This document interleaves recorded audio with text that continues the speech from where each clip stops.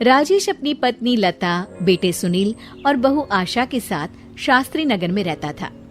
आशा अपने सास ससुर के साथ बिल्कुल भी अच्छा बर्ताव नहीं करती थी। एक दिन, बहू, मेरी ये छड़ी टूट गई है, चलने में बड़ी परेशानी होती है। तू सुनील से कहकर नई छड़ी बनवा देना। सासू माँ, एक तो इतने खर्चे होते हैं और ऊपर से आपकी ये छड़ी खरीदने निकलेंगे तो 1-1.5 से तो कम की तो आएगी नहीं। और वैसे भी आपको कहीं आना जाना तो होता नहीं। इस टूटी हुई छड़ी से ही काम चला लीजिए, इसकी मरम्मत करवा देते हैं। आशा वहाँ से चली जाती है। तभी उनके पति राजेश जी वहाँ आ जाते हैं। तुम क्यों झूठी उम्मीद बांधती हो अपनी बहू से? लता, इतने सालों में इसने कभी भी हमारा सम्मान नहीं किया, आज क्या करेगी? तभी वहाँ उनका पोता रोहित आ जाता है। दादी, ये देखो मैं आपके लिए क्या लाया हूँ। क्या बेटा? आपकी पुरानी छड़ी टूट गई थी ना, तो ये मैं अपनी कमाई से आपके लिए छड़ी लेकर आया हूँ। अब आप ये पुरानी छड़ी छोड़िए और ये वाली छड़ी हाथ में पकड़िए और ठाठ से चलिए। राजेश जी और लता जी एक दूसरे को देखकर मुस्कुराते हैं कि कम से कम उनका पोता तो उनका सम्मान करता है। एक दिन सुनील अपने पिता के पास आता है और कहता है, पिताजी, आपने हमारा पुराना वाला घर अभी तक क्यों रखा है? मैंने कितनी बार कहा है कि हमें वो घर बेच देना चाहिए, अच्छे दाम मिल जाएंगे। मैं भी तो कितनी बार कह चुका हूँ कि वो घर मेरे जीते जी नहीं बिक सकता। वो हमारा पुश्तैनी घर है। ओफो पिताजी, कब तक इन पुश्तैनी घर को संभाल के रखेंगे? अब छोड़ भी दीजिए मोह माया। आपके पूजा पाठ के दिन है, कहाँ आप एक घर के मोह में लगे हुए हैं। घर का मोह नहीं है बेटा, कुछ चंद यादें हैं, उनका मोह है। पर तुम ये बात नहीं समझोगे। आपसे तो बात करना ही बेकार है। लता जी और राजेश जी अपने बहू बेटे के इस दुर्व्यवहार से बहुत दुखी होते हैं। उनके बहू बेटे उनके साथ दुश्मनों जैसा बर्ताव करते थे। एक दिन जब रोहित घर आया तो देखता है कि उसकी माँ आशा अपनी सास को भला बुरा कह रही होती है। हाँ, आप दोनों ने तो हद कर रखी है, बस हर वक्त कोई ना कोई मांग रहती है आपकी।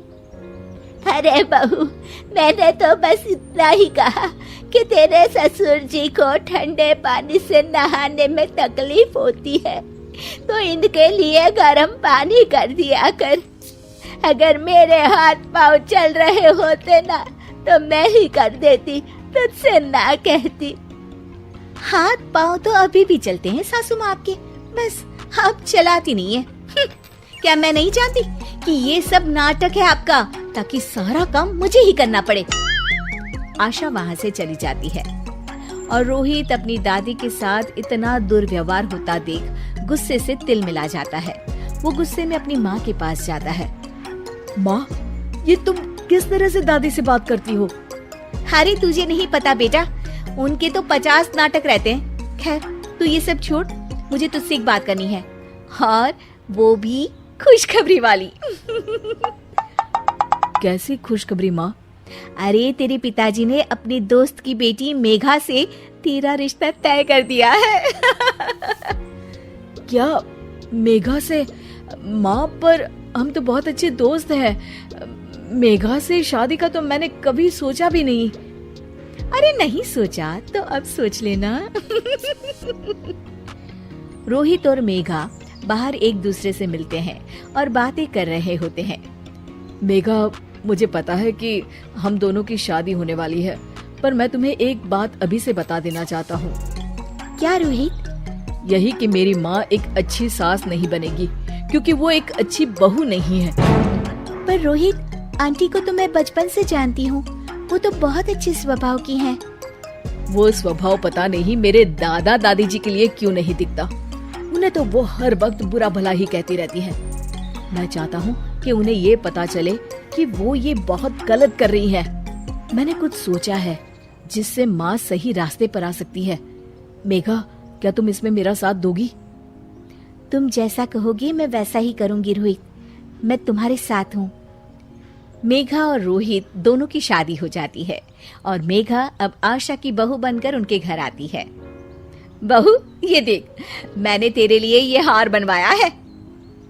ये भी कोई हार है? मैं तो सोच रही थी कि आप मुझे डायमंड नेकलेस देंगी, पर ये क्या सस्ता सा हार पकड़ा दिया आपने मुझे।